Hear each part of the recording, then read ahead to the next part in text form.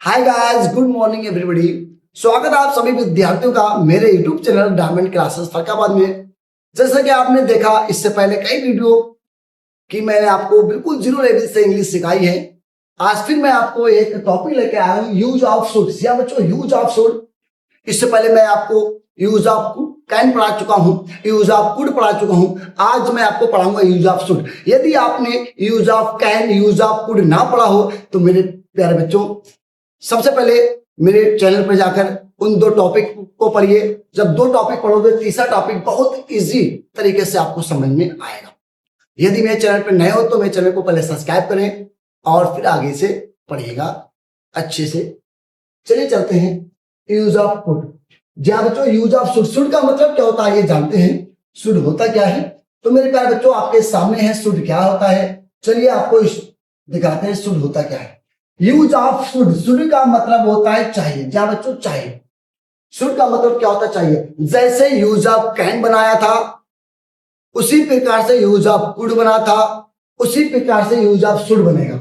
Use of can, use of could, use of should एक ही जैसे बनता है, तरीका एक ही रहता है। सिर्फ हेल्पिंग वर्ब यानी कि सहायक क्रिया चेंज होती है और कुछ भी नहीं। बनाने का तरीका बिल्कुल वैसे रहेगा। इसकी पहचान देखिएगा। जिन वाक्यों की क्रिया के अंत में चाहिए शब्द आ जाए, या बच्चों जिस सेंटेंस के लास्ट में चाहिए शब्द आ जाए तो ऐसे वाक्यों में शुड का प्रयोग करते हैं। या बच्चों शुड का प्रयोग करते हैं। देखिए जैसे कि पहला सेंटेंस आपको दिया है कि हमें अंग्रेजी की किताब पढ़नी चाहिए। या बच्चों अब आप कहोगे सर इसका तरीका क्या मेरे प्यारे बच्चों? जैसे यूज ऑफ कैन का तरीका था, जैसे यूज ऑफ कुड का तरीका था, वैसे ही यूज ऑफ शुड का तरीका होगा। आइए सबसे पहले क्या बनता है देखते हैं। सबसे पहले सब्जेक्ट आएगा हमें, फिर आएगा हेल्पिंग वर्ब, उसके बाद फिर वर्ब, उसके बाद फिर ऑब्जेक्ट। जी हाँ बच्चों, ऑब्जेक्ट बिल्कुल वही तरीका।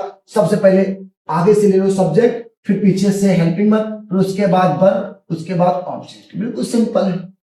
तो चलिए स्टार्ट करते हैं।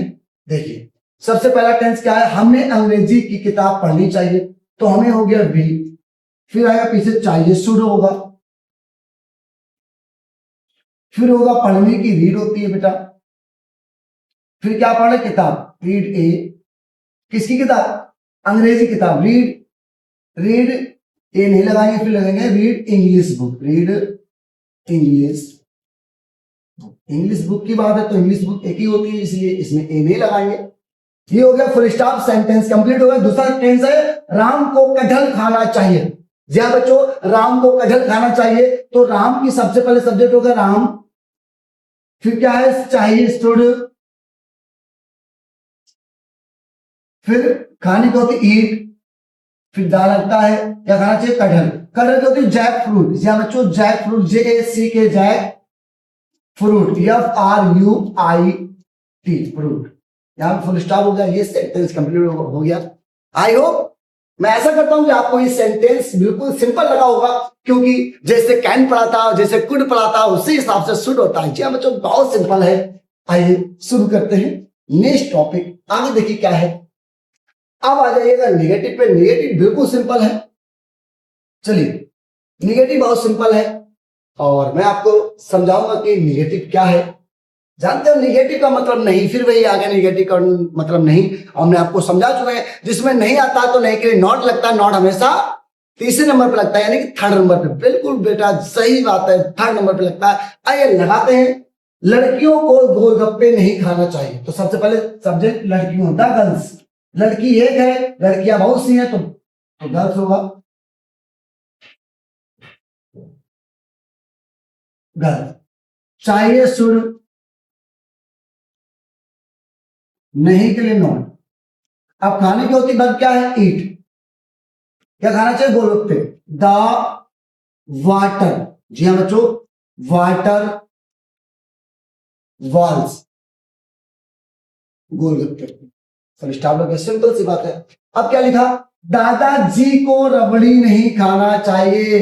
जी हाँ बच्चों, सबसे पहले सब्जेक्ट क्या है? दादाजी, तो होगा द ग्रांड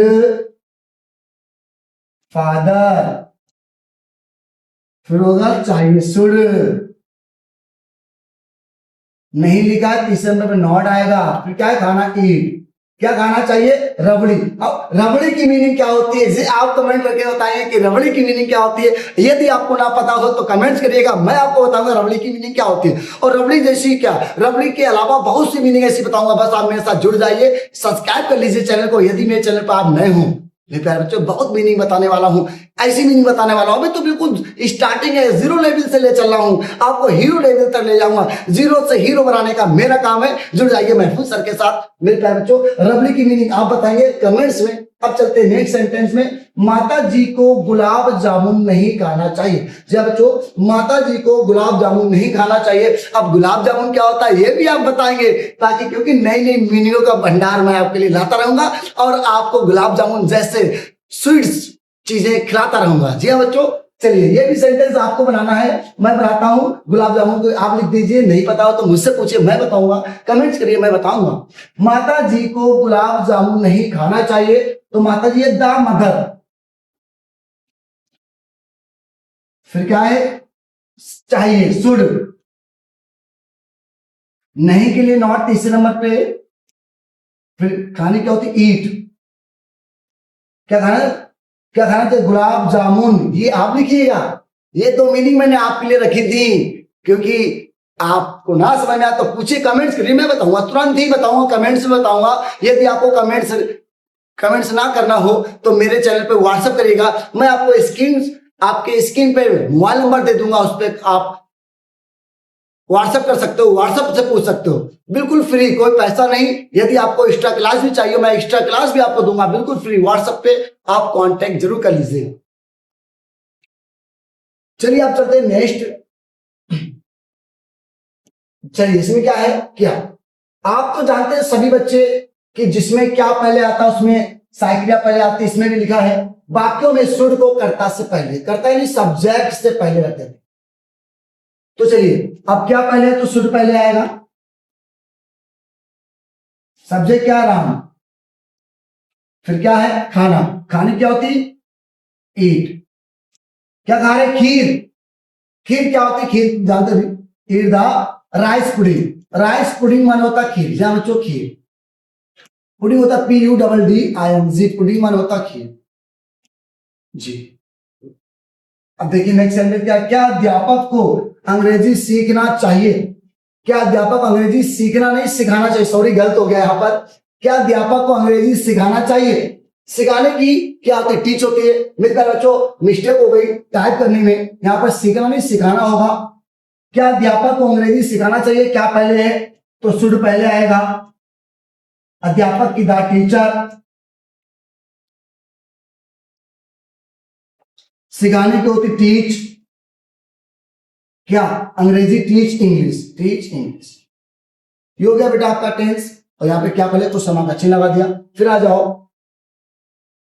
नेक्स्ट सेंटेंस पे। जी हाँ बच्चों, नेक्स्ट सेंटेंस पे क्या पहले है, तो शुड पहले आएगा। फिर बच्चों की क्या होती है, द चिल्ड्रन। फिर क्या है, मचाना। क्या मचा, शोर। शोर मचाने होती मेक ए नॉइज। जी हाँ बच्चों, शोर मचाने की पूरी होती मेक ए नॉइज। क्या होती, मेक ए नॉइज। अब क्या पहले कुछ समय का चिन्ह लग गया, ये बन गया बिल्कुल सिंपल सा इंटरोगेटिव। मैं ऐसा करता हूं कि आप लोग को ये सेंटेंस बहुत सिंपल लगे होंगे, क्योंकि जैसे कैन है, वैसे कुड है, वैसे शुड है, सिंपल सी बात है। अब आइए नेक्स्ट सेंटेंस पे, बिल्कुल कंप्लीट हो गया। अब मेरे प्यारे बच्चों, ये मेरा था आपको यूज ऑफ शुड पढ़ाने का तरीका।